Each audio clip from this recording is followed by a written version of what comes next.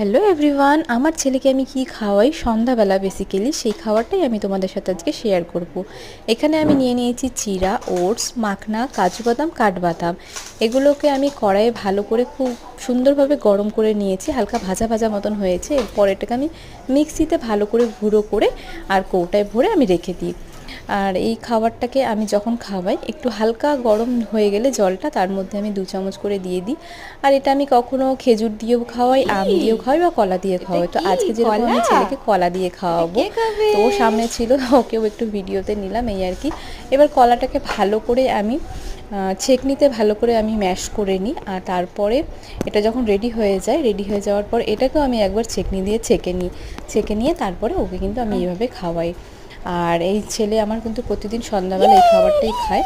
আর ও যখন 5 মাস বয়স ছিল তখন থেকেই আমি খাবারটা ওকে খাওয়াই। চোখগুলো করছি।